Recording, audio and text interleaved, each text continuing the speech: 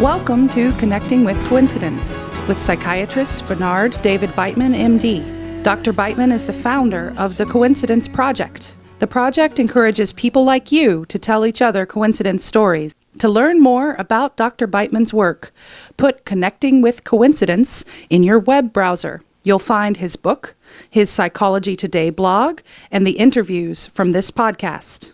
And now your host, Bernard Beitman, MD.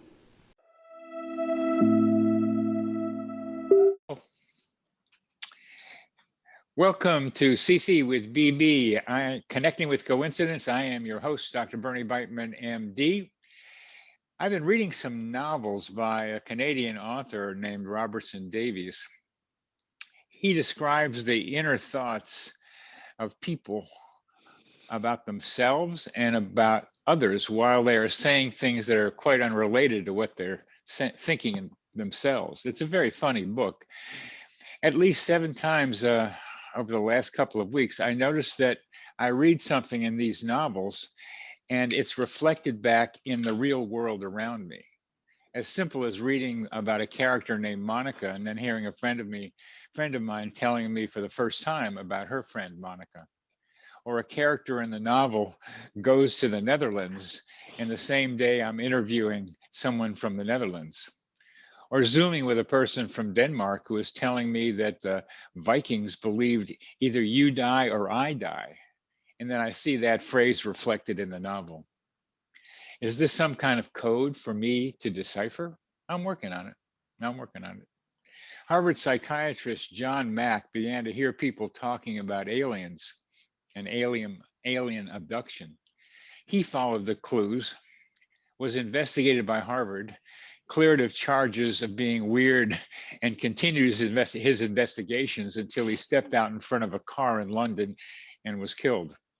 Our guest today has chronicled the life and work of John Mack, which includes his going through a lot of synchronicities.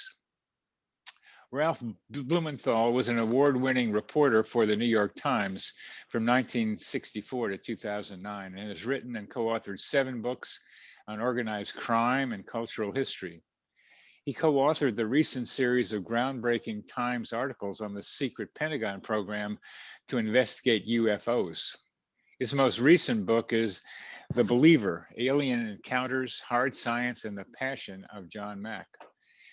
It was published in March 15th of this year by High Road Books of the University of New Mexico Press. Blumenthal earned several prestigious journalism awards, including the Bingham Prize for Distinguished Investigative Reporting on U.S. air crashes. He was named Distinguished Lecturer at Baruch College in New York City, where he taught journalism and currently oversees historic collections in the Newman Library archives. He lives in New York City with his wife, Deborah, a children's book writer and a novelist. Ralph Blumenthal, welcome to the show. Thank you. Pleasure to be here. Yeah, we're glad we were able to find the time after all our bouncing around for this. Right. I first heard of John Mack as a young psychiatrist reading a very thin book he wrote about borderline personality disorders. So I said, oh, it's kind of an interesting book, kind of thin, seems to have captured some things, but I didn't really stick in my mind particularly except his name. I don't know why, but there it was. And somehow you, Ralph Blumenthal, intrepid reporter for a great metropolitan newspaper, stepped into the phone booth and found John Mack to be intriguing to you. How'd that happen? I put on my Superman uniform. Yes, you did. That's how.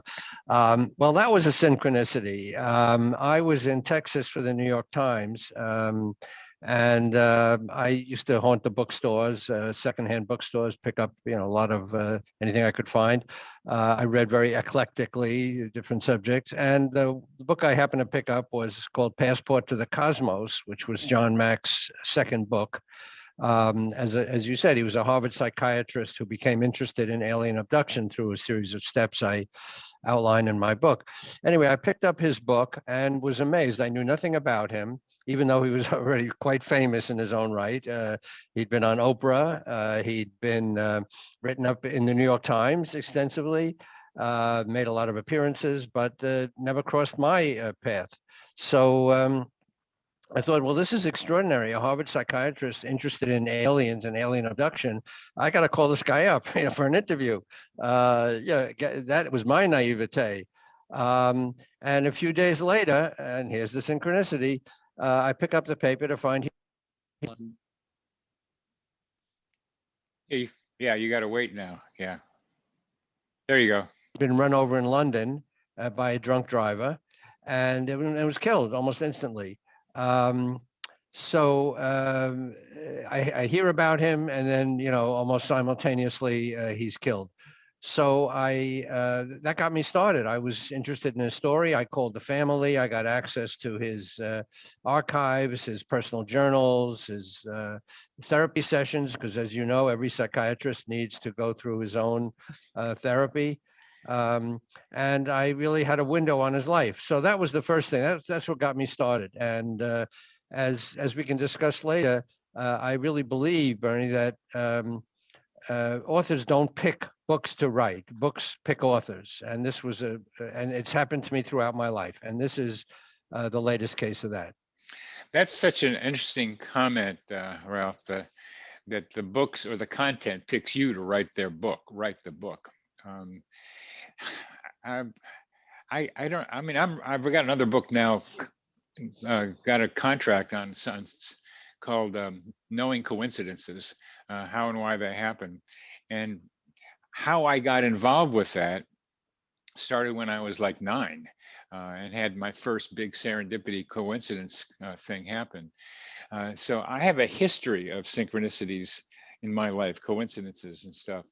How do you think about all the different kinds of books that you've written? I love that you did organized crime and you're still around.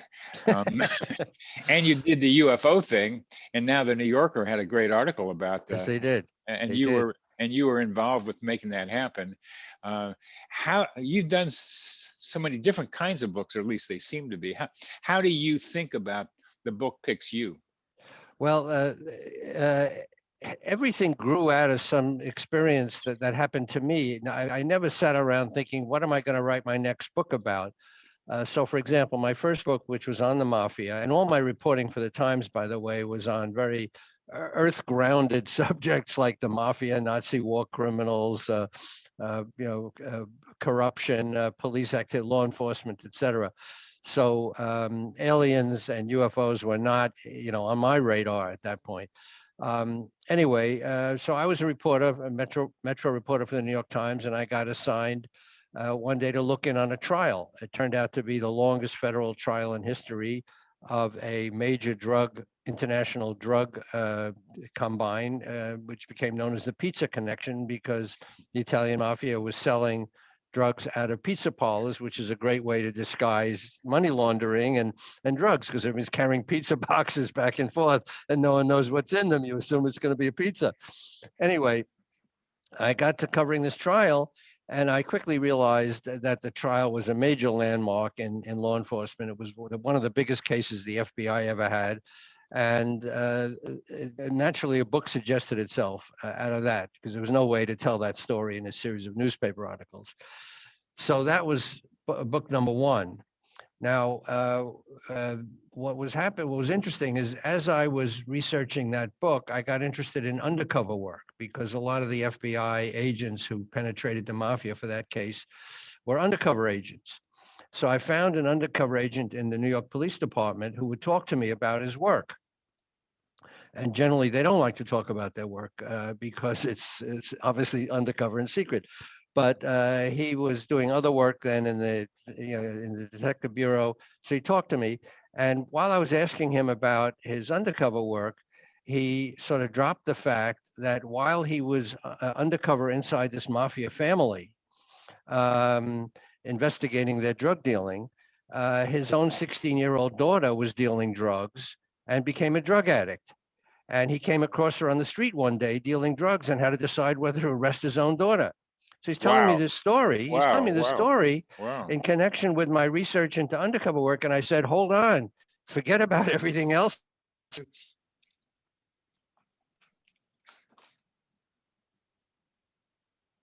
forget about all the other stuff I was asking you. Let's talk about you and your daughter. So that became my second book, Once Through the Heart, all about a cop who rescued his daughter from drugs. And he was able to rescue her through a lot of trauma. So that was, another example. What you're describing, I call something like the dog that trots about finds a bone. Yeah. Because you were trotting about and you found bones, and you were wise, clever, or whatever enough to say, hey, that'll be tasty thing to go for. It was an opportunity that you seized each time. And that's where I think where you have some agency in this, that you made a decision. I've got plenty of people who have opportunities presented to them and don't take them. You have. Right. Well, and that continued. So I was sitting in the New York Times newsroom one day, and I got an assignment to write about FBI surveillance of cultural figures like John Lennon and Leonard Bernstein. So I did that story, and then I get a call from a guy I'd never heard of who was a restaurant owner who said he read my article about the FBI files, and did I know that Josephine Baker, the famous dancer in the 20s, who was his stepmother, I find out, had a big FBI file. And did I know that she had a famous incident at the Stork Club, New York's famous nightclub, where she stormed out and accused them of racism? And did I know that the Stork Club had been bugged by its owner and the FBI was listening in on all the conversations, and on and on? And I knew nothing of this. So I started looking into it, and I connected to the owner's daughter who wanted to write a book about the Stork Club. And that became my next book. So again, a guy reaches out to me, a restaurant owner, who tells me a story about his stepmother, Josephine Baker, who's had a famous incident at Stork Club. And there you are. There I am. This is so consistent with what I'm seeing in my own history as I look at my history of coincidences. I'm writing them up now, and they've often been finding an opportunity. And the simplest version of that was playing football and running with the ball and seeing an opening and going for it. That's the basic line. And that's what you, Superman, were doing, is seeing an opening and going for it. I think that's wonderful. But I'm saying that the book didn't just, it happened to you and you took the opportunity. Well, you as we say in the journalism field, you make your own luck. Yeah. So you've got to be in position to take advantage of opportunities that, coincidence or serendipity or, these strange connections in the universe offer to you. Yeah. Now, I'll tell you one more story that's similar.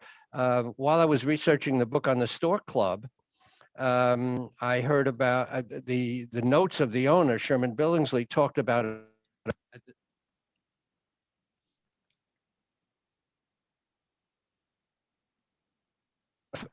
a fight at the Stork Club between Ernest Hemingway and the warden of Sing Sing.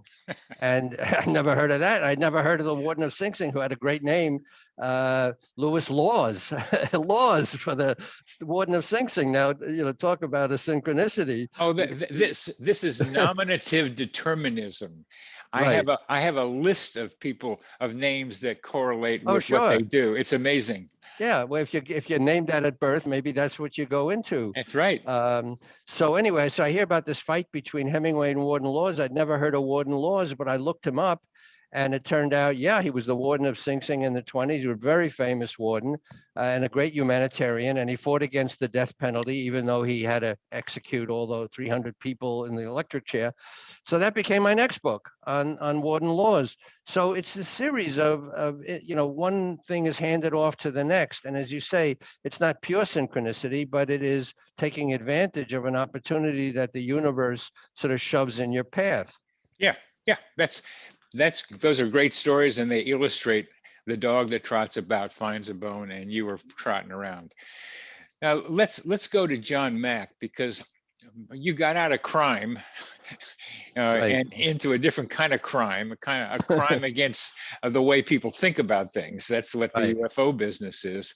Yeah. So you're another criminal investigator in quotation marks, and that you've gotten into John Mack's interviews, among other things, of people who have been abducted by aliens.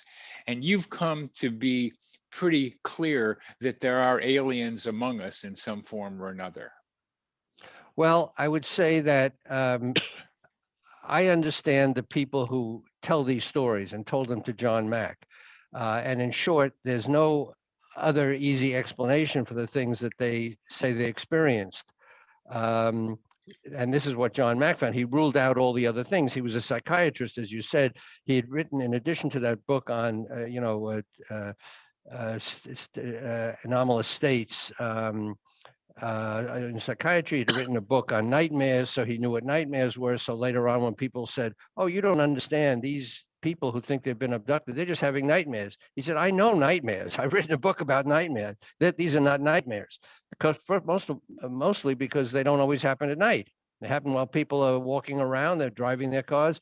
Anyway, so um, you know, as a result of that, I understood why he came to the conclusion that something was happening that could not and still cannot be explained in our current understanding of reality. Something interdimensional, some penetration of our reality by other intelligences, etc. But the usual explanation that these people are crazy, that they're imagining it, that they're deluded, that they're looking for publicity, none of those really wash, as I lay out in the book. Good. And what my studying of synchronicity and coincidences is in the same direction. People can be crazy, or their thinking's off for some reason. So it's a modified form of the alien thing. It breaks away from conventional thinking, not as big, but still away. And what I want to know is, since you've gotten into having to at least partially believe there's something else going on around here, how has that affected your experiences of synchronicity and coincidences, which I'm expecting have gone up since then? Well, they started as soon as I started working on the book. For example, the first thing I found out when I started looking into John Mack was that his father was a famous professor at City College, where I was an undergraduate, and when I was an undergraduate. So I knew his name. I never connected the two. But I was an English major at City College, and Ed Mack was a famous English professor at City College. So when I started looking into the family history, I said, my God, we must have crossed paths. I didn't have him for a course, but I knew who he was. And I knew a lot of the incidents that took place while he was there. And we did overlap. He was there while I was there. So that was number one. Secondly, John Mack's mother died when he was very young, and that's a factor in his story. He was 8.5 months old when she died of appendicitis, so he was always searching for something missing in his life. And his father then remarried a woman who was also a professor, and she was an economist in the New Deal, quite prominent in her own way. And as you mentioned, I'm a distinguished lecturer at Baruch College. So I'm working in the archives. And one day this file pops out at me by the stepmother. She had done work that was recognized at Baruch College, and there was a whole file on her and the books that she had written. And I read, by that time I was deep into the book. I said, my God, the stepmother's reaching out to me in some bizarre way to let me know that, she knows me and whatever. So I found that. Well, And then, just so we can pause, and because I really like hearing your stories, and I like being able to label them a little bit, because that's part of what I'm doing. And what happened to you with her, was called library angels sometimes, where where books pop out, files pop out, and they just happen right in front of you, and they do literally sometimes fall on the floor in front of people. right. But there's lots of stories like that, and that's kind of in the magical realm. How does that happen, especially right when you can use it? And that's what these stories tend to be, just like this one. Well, and it kept happening. I was looking for a cousin of John Mack's because I needed to fill in some family biography. So he had a cousin who actually was quite prominent. He was the last owner of Rheingold beer, which was a big deal when I was growing up. And you voted in the Miss Rheingold contest. Oh yeah, I you know, remember that. all those pretty girls. So I'm looking for this guy who had been Mac's cousin, and looked everywhere for him. Couldn't find him. And when I finally tracked him down, he was living across the street from me in Manhattan. So I just crossed the street and went up to his house, and we had a nice talk. Yeah, stuff like that kept happening, and I kept finding people. Maybe not quite as dramatic as that. Those incidents really jumped out at me. But there was something that happened in John Mack's life, by the way, that you touched on when he was run over. Yeah. I was going through that story for my book. He was run over in London. He'd been there for a conference on Lawrence of Arabia. He'd written a Pulitzer Prize-winning biography of Lawrence. So he went back for a conference in 2004 and got out of the underground station, looked the wrong way, and got run down. Well, a guy, a protege of his, who I interviewed for the book, told me that just as John Mack was in London for that conference, the guy who was telling me the story, another psychiatrist, was in Russia with his wife for a conference of their own. And he's in a taxi cab in St. Petersburg, and he looks out of the taxi and he sees a guy getting run over.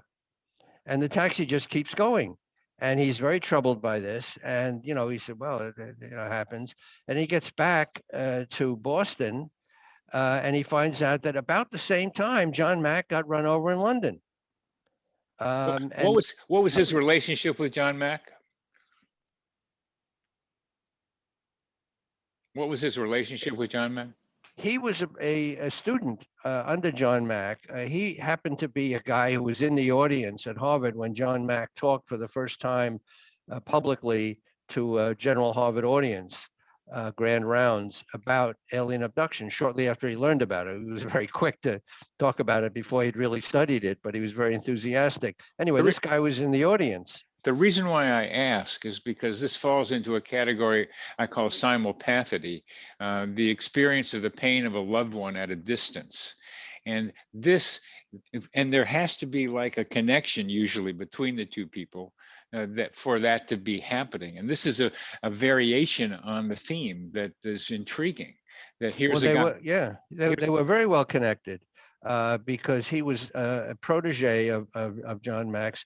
As I said, he'd been in the audience. He didn't know John Mack at all. He came to, there was a synchronicity in his story too. He came to, he was a medical student. He was applying to Harvard Medical School, and he had heard about John Mack. That was one of the reasons that attracted him to Harvard, okay? So he comes up for an interview. First, he's told there's no interview slots, but somebody pulls strings for him. He comes up to Harvard for the interview, and on the way to his interview, he sees a leaflet on the wall of Harvard Medical School saying, "John Mack is speaking today about alien abduction." Wow. The same day. So he said, "This is amazing." He says, "I come here because of John. I was told that John Mack is a great professor to study under, and here he is giving a lecture." So he goes to the lecture.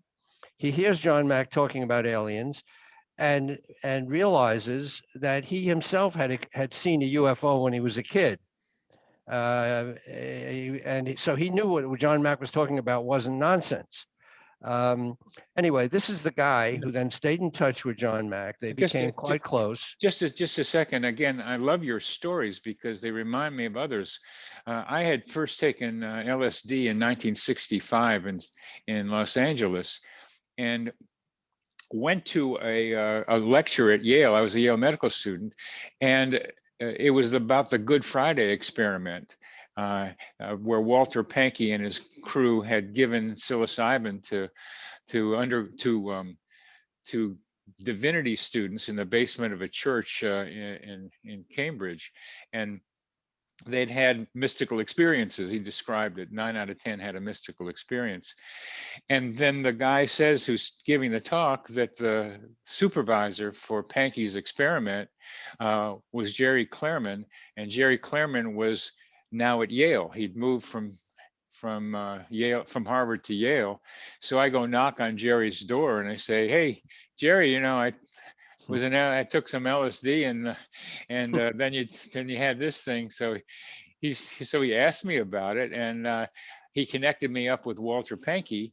And I went to went to Mass Mental, where Walter Pankey was a psychiatric resident, and looked at their data from their second study, which Harvard had stopped because Alpert and Leary had been found out for giving undergraduates psychedelics. Right. And so they stopped, but they had the data. And I had this idea about how expectation influences experience. And that's another coincidence story of mine.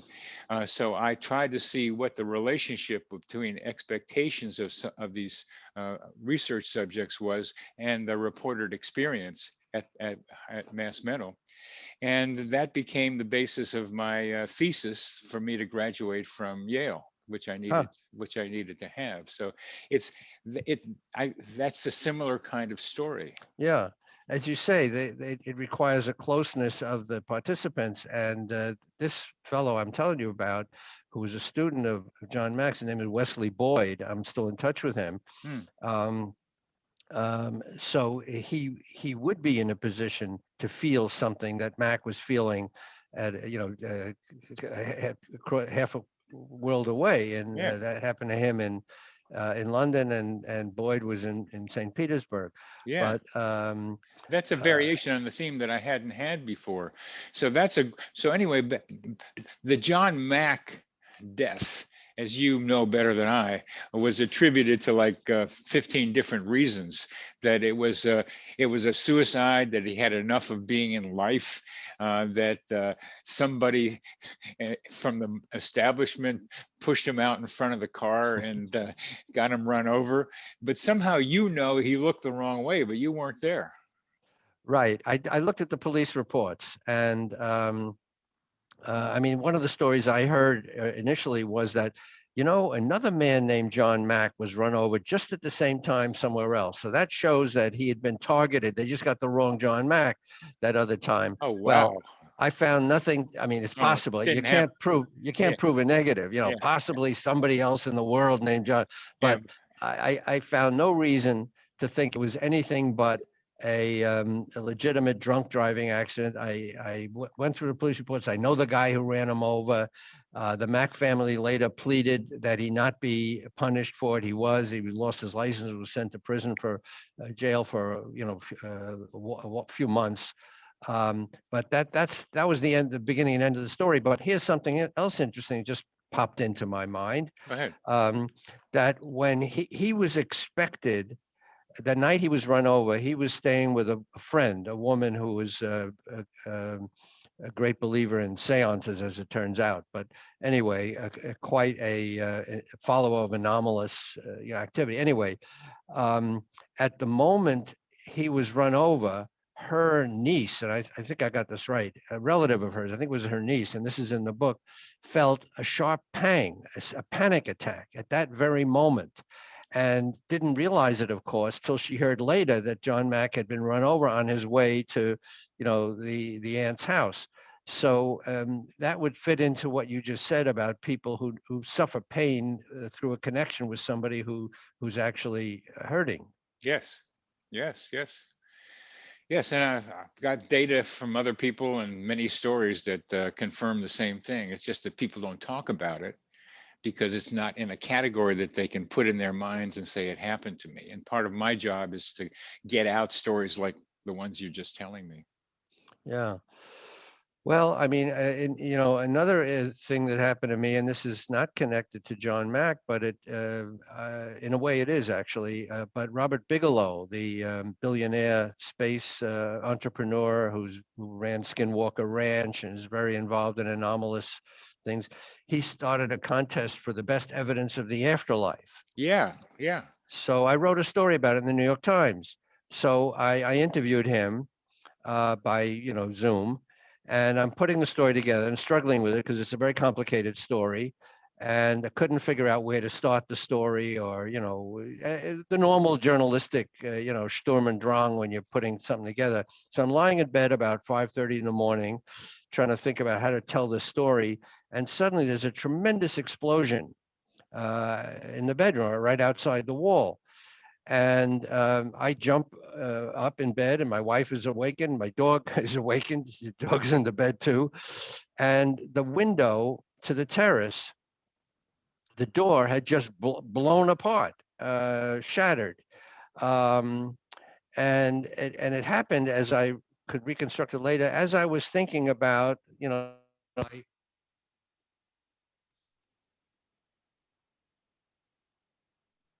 as I was grappling with these issues of the afterlife and what might be out there, what other dimensions and this and that, and suddenly there's this tremendous explosion and the window blows out. Now, later on, people said, well, yeah, it's a double thermopane and there was a moisture buildup, or maybe a bird hit it, or we're 12 floors up from the street, so I don't think it was a pebble from the street, but. All I know is that the door blew apart. I mean, the glass didn't shatter all over. It was held in place, but it was spider web with cracks, the entire door. Something hit it with tremendous force, or there was some internal temperature inversion or whatever. I don't know, but it happened as I was thinking about the afterlife and what might be out there. What do you think? There usually has to be some mechanical explanation, usually. However, the timing is too coincidental to be coincidental. And so your thinking about it around that time could be the straw that breaks the window, the straw that makes it happen at a vulnerable time, and the thoughts hit it. Now, because I'm a psychiatrist and a therapist, I look for personal responsibility in creating serendipities and synchronicities, but that's not enough some of the time. Some of them are too mysterious and too weird that you have to invoke other forces. And I try to separate off the physical, the psychological, and from the mysterious. And in this one, there's also a mystery involved. Right.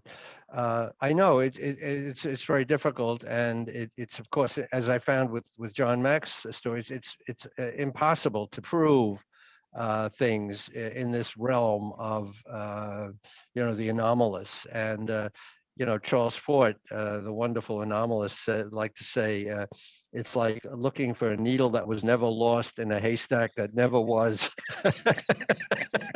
To talk about how difficult. But you just reminded me of something else, and these things are just popping into my mind now that I'm thinking of coincidences or so. But my mother died of a silent heart attack. She'd suffered it at age 82. I visited her because she wasn't feeling well. I didn't know she'd suffered this heart attack. Took her to the hospital, and she died the next day. Her cleaning woman said to me afterwards, she said, this is interesting. Your mother said to me a day or two ago, this weekend I have to go to New Jersey. And my mother would never go to New Jersey. She was living in uptown Manhattan. She didn't travel anywhere. If she would have had to go by bus. She didn't drive. So, of course, that's where we buried her, in New Jersey. So, did she have a premonition that she was going to end up in the graveyard a few days later? Is that a story? Someone? How do you understand that, Ralph? Is that a common story for someone to get that kind of a premonition? I have to be in New Jersey this weekend, and that's where she was buried. Yeah, people often know when they're going to die, or that they're going to die. If this is a little more general than that, to know that I want to be near the graveyard is a little. I could see she wanted to go to New Jersey for some other reason, but she doesn't usually go to New Jersey. So because it was an aberration from her, she may have had the feeling she's going to go to her next home. Yes. People, we know a lot more than we allow ourselves to know. And part of synchronicity is to be able to say we know things but don't know how we know them. Intuition has been buried in modern rationality, with Descartes' splitting of mind and brain, among other things. And here is a feeling somebody gets and acts on it. And when you're doing your John Mack work, and whatever else you do with it, you're following the hunch of the great metropolitan newspaper reporter. You've got a sense and you follow it. So you've been able to be successful like this because you've trusted your intuition in some way and say, this is a good place to go, a good thing to be able to do. And so while we're talking about that, why don't you tell us where our audience can get a hold of your book? Sure. It's well stocked. I mean, Amazon sold out the first printing a little while ago, but now it has plenty of copies. Got the second printing in. Say the title of it. Sure. My book, The Believer: Alien Encounters, Hard Science, and the Passion of John Mack, is widely available now. The second printing has recently came in. Amazon is well stocked. Independent bookstores, who I love especially because they're the backbone of our book buying culture, and they're struggling. And Yes. they've been very good to me because they've invited me for all kinds of events, including one I did with Dan Aykroyd in LA that was plagued by aliens. I can tell you that story. Anyway, so independent bookstores, there's a Kindle version that, through Amazon, so you can get it instantly if you don't want to wait. And there will be an audio version soon. My publisher has signed up a audio book for people who have trouble reading. So it's widely available, very easy to get, and it's selling very well. That's very good. And your name is Ralph Blumenthal, in case they've missed it. And so they can get your book and they can hear some stories. Nothing like what we're talking about here, or something like what we're talking about here. As we're getting toward the end of our time together, Ralph, what would you like our audience to know about your book, about John Mack? Well, John Mack was very courageous. First of all, it was counterintuitive that an esteemed Harvard psychiatrist who had written a biography that won the Pulitzer Prize of T.E. Lawrence of Arabia, and who was distinguished for his leadership in psychiatry, would risk his career, which he did, because he was gripped by the stories that people told him, ordinary people, from all different walks of life, including children 2 years old, too young to, have read books about aliens.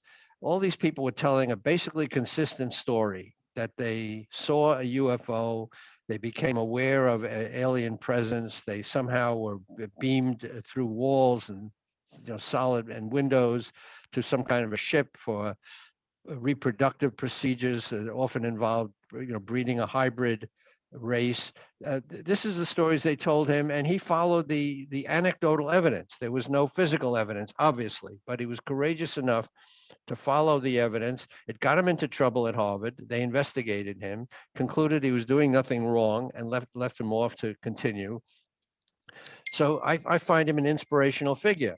It's a fascinating subject. I let the facts speak for themselves. I don't come down on one side or the other. There's obviously no physical proof that these things happen, but as John Mack said, all the other explanations were ruled crazy.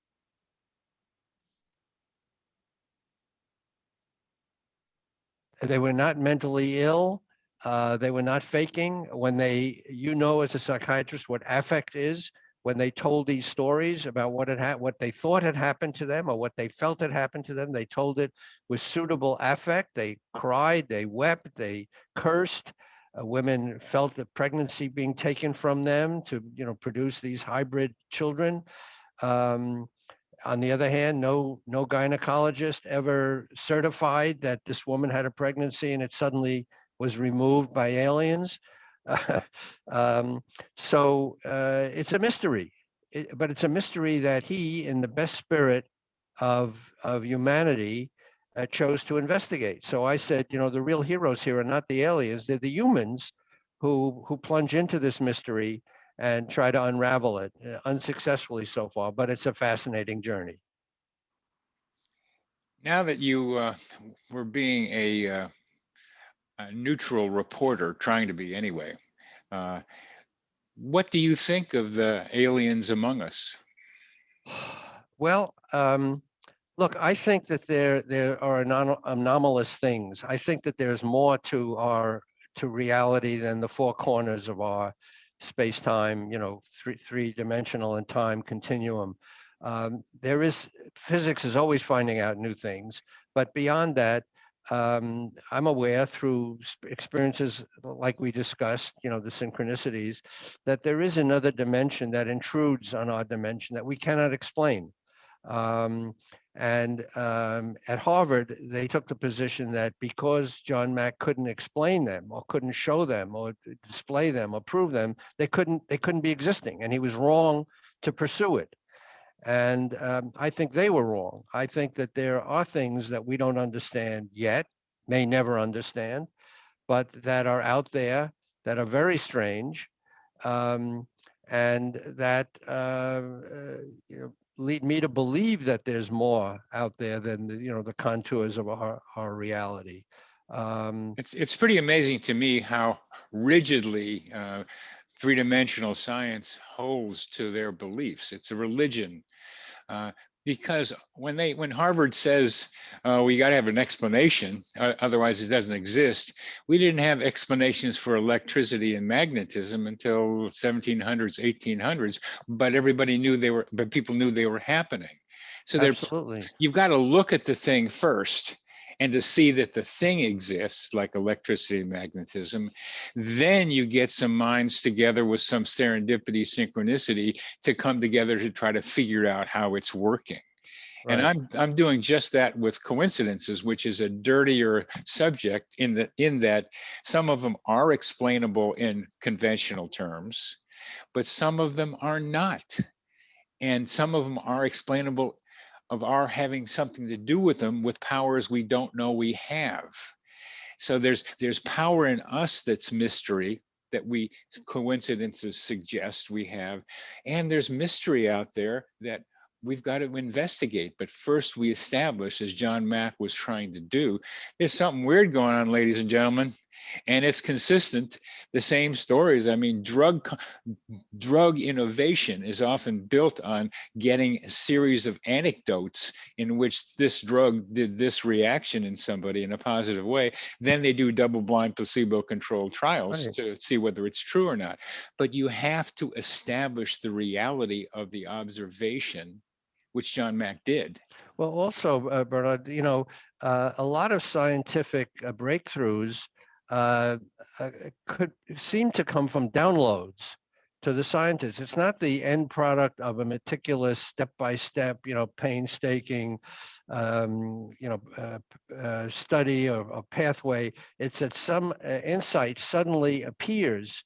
And I mean, Kary Mullis, the Nobel Prize winning chemist who died recently, who had an alien type experience, said that his Nobel Prize winning breakthrough on replicating DNA just came to him.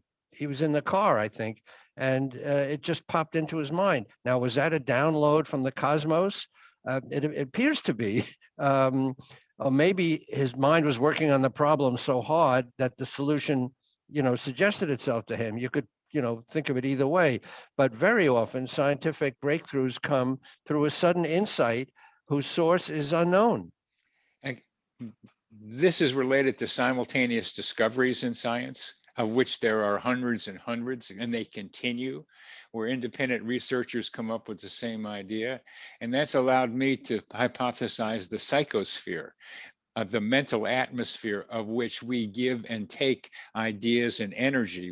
And if you're really an adventurer, as this guy was, trying to find out, so you hit the outer reaches of this psychosphere where there are not too many thoughts that people are thinking to get to, and you get it at the time that your mind is more open to it. So I'm still an intermediate, that I don't have to go to the universe. Ralph, the universe is expanding faster than the speed of light. Yeah. What's Go going for it. on around here? Into what? Into what? Yeah, into what? And what's this? What's this? Only knowing 5% of material of the universe, 95% dark matter. There's so much mystery out there, and the Right. cosmologists are keeping looking. But one of the funny things that I think we have to end with is that cosmologists, when they're looking around and there's telescopes and they're picking up on the machineries, they say, there's something weird happening. And that something weird becomes something for them to investigate. It's a hint of something else out there. Here on Earth, among us Earthlings, when a weird thing happens, we say, you're crazy. Right, absolutely. And John Mack was open to that, and he, to his credit, he did keep an open mind, and he eliminated all the other things and was left with the mystery. But at least, I wish that the so-called skeptics and the debunkers would do as much research as John Mack did, or that I did for my book, for that matter, because there's a lot of information out there that you really have to go through and know before you just say, oh, these people are crazy, or it's a night, or sleep paralysis. That's a common one. It's sleep. Well, it doesn't happen during sleep all the time. It could happen. In one case, there's a woman on a snowmobile. So anyway, we have to be a little more humble. That's all. It's more humble, I'm afraid. Is that, as we see in the modern political discourse, people will hold on to a belief despite the evidence. There is this need to hold on, and it's probably group belonging. They don't want to feel different from everybody else. It's one of the variables. There is this rigidity that people need to hold on to ideas, even though the evidence is not there. You're a curious guy. You're a curious guy. You like to, hey, what's going on here? That's what you do. Right. And not everybody is like you, Ralph, wanting to know what's going on here. And that's why we rely on guys like you. And so thank you very, very much for being with me on this podcast. And it's been a delight talking with you, Ralph. Well, pleasure on my part too. Thank you so much. I learned a lot. Great. This psychosphere is our mental atmosphere, like a hologram of cosmic consciousness.